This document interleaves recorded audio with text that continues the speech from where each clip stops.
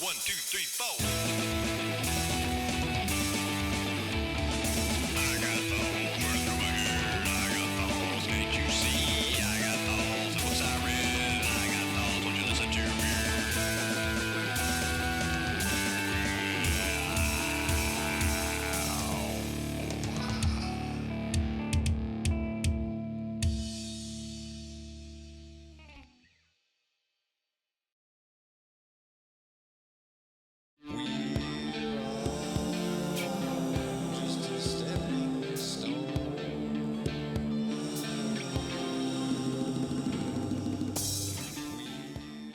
In Chapter 2, he is in a session with Dr. Martin Dyer, who is also a forensic psychologist.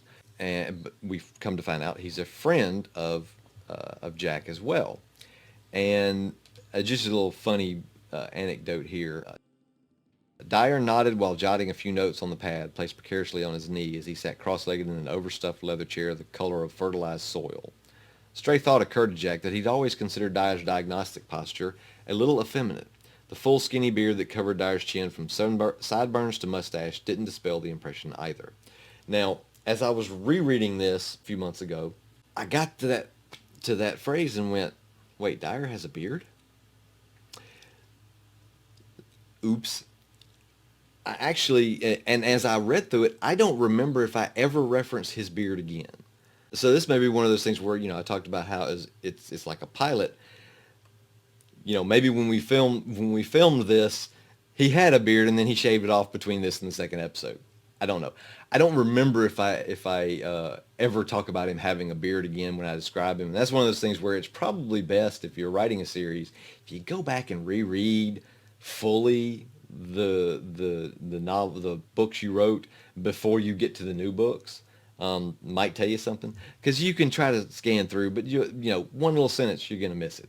Dr. Martin Dyer, forensic psychologist who we find specializes in amnesia, as well as being a friend of Jack's from before the amnesia. Through this conversation, this consultation with Martin, the reader's given the idea of who Jack is, what the setup is about his wife, and then where we go from here. And where we go is Jack is released on his own recognizance because there's nothing to say that he's insane anymore. He seems to have his full wits about him, other than the missing year. He may or may not be allowed to work with the FBI again. I also talked a little bit about the Howard Phillips case, which is something that's going to end up being important later on in the series. The reason Jack and his wife were on vacation is because this case that Jack was working on ended very badly, to the point where he needed, some kind of recharge. Jack gets released and meets with Bill West. Now, Agent Bill West is a character. He's an FBI agent, built like a linebacker, African-American man. There was a show I was watching on Sci-Fi called Alphas, which was essentially the X-Men without the costumes. But one of the characters on it who gained superpowers was an FBI agent named Bill, who was played by a very fine African-American actor, Malik Yoba. And I dug this character, I dug the show, and so Bill West, in my mind, that's who he looks like.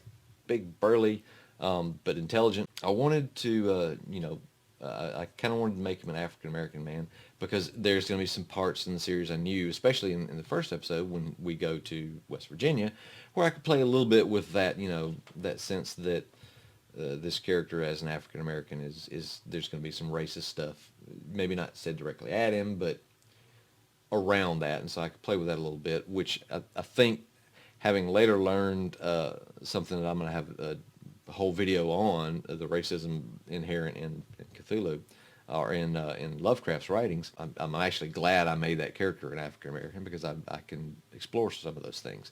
But so Bill West comes to Jack and tells him about the investigation, where it went, and then offers him a new investigation. Says, the FBI, we suspect you, but we can't pin it on you. So we're still going to allow you to work if the agent wants you to work, despite all that. He gives Jack a case. Says, ask him to accompany him on a case in West Virginia. The case, I actually took some inspiration from one of the Lovecraft stories called, and I've got it over here, Beyond the Wall of Sleep. And in Beyond the Wall of Sleep, the character Joe Slater He's kind of, they call him typical white trash, actually call him that in the book, who has a touch of the madness that he speaks well outside of the intellectual capacity of what you consider for white trash, typical redneck, and is violent and that sort of thing. And so that was kind of my inspiration for the case that we're going to be dealing with in this novella, this episode, the case of George Baxter. I have trouble now remembering why I call him George Baxter, but I think it was a nod to, the case of Charles Dexter Ward or something like that. So it sounded similar, something like that, or maybe not. I don't really remember. I didn't even remember the name of that story till I had to look it up. But so there's this character, George Baxter, who is just your typical town drunk redneck in the coal country of West Virginia. Just a hill person of the lowest order, barely made it through high school, a habitual drunkard, to use the kind of legal term, and just a do nothing, good for nothing type of fella. He's not necessarily a bad guy. He's just a drunk and a fuck up. But we found out that in this case, George has been found with the bodies of at least 6 dismembered females. He lives in a trailer on the side of a mountain, and behind the trailer is this shack, and underneath the shack is a basement. In that basement is basically a slaughterhouse. Jack even says in the beginning when he starts reading the files, that this guy, there's no reason to ever suspect this guy would be a killer, other than maybe in a drunken brawl, accidentally. So none of this makes sense. It doesn't make sense that he would be that way. Why would he hide, or how would he be able to hide that so much? The forensic psychologist needed. And it's a slam dunk case. When they get there, the sheriff who's made the arrest he kind of bows up and makes it clear that it's his case and he wants the collar and he wants the credit and all that, and and there's even a hint that maybe he bows up so much because the FBI agent is African American, though that's not stated, and I don't think I really had that in mind for that character. But there is certainly an underlying hint of racism in the town and all that, and because they don't really see a lot of black people in the town. For me, who's grown up in the South, lived in the South all my life, to touch on the racism a little bit, it's kind of one of those things where I'll talk about it later when I do the video on the racism, where I think these days we have a lot of people who are passive racist. They don't really, they're not going to burn crosses on people's lawn, but they're the type that is just uncomfortable around people of a different race because they aren't exposed to them, and so they automatically have this is a different person, and I have all these ideas in this and ideas about what they are, what this other is. So they make me uncomfortable, so I have some prejudice against them. And so I think there's the hint of that in this book as well. And they even, sort of joke about it because, as someone in a position of power in the FBI, who is also an African American, it's not like he can't know that these kind of thoughts and things go on, and it's not like the worst. It's not like this will be the worst he's ever heard from somebody in relation to his race, because he's in his late 30s, early 40s, I think is what I put the character. So he's had that exposure to it, and so he's like, but if that's the worst he's going to say to me, I don't care. He can go screw, because I've had a lot worse said to me. Is what Bill West, his attitude on it. Now, I believe at this time I was also watching a show called Justified with Timothy Olyphant. Look here.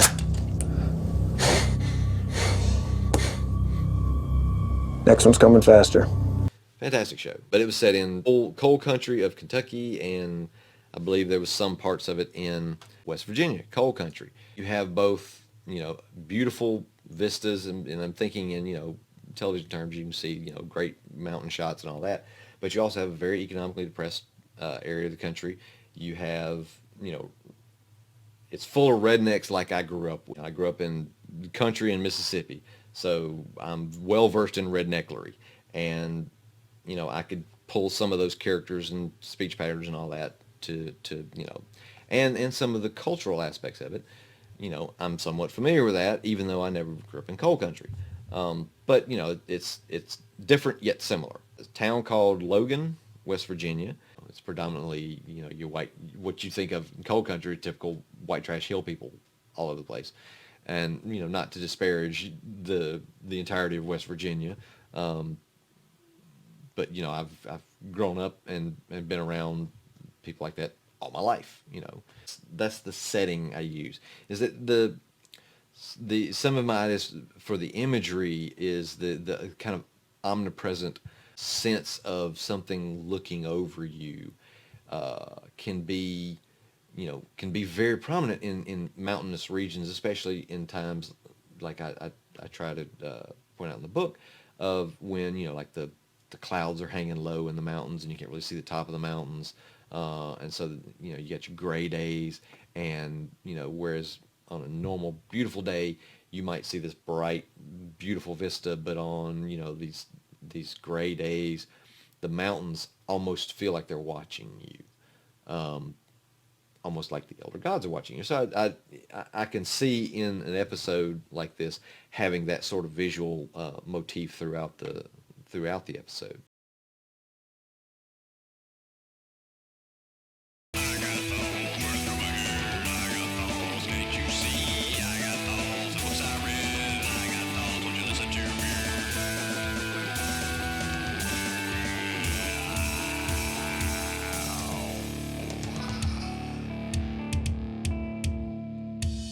My channel dedicated to providing, I don't know, meandering rambles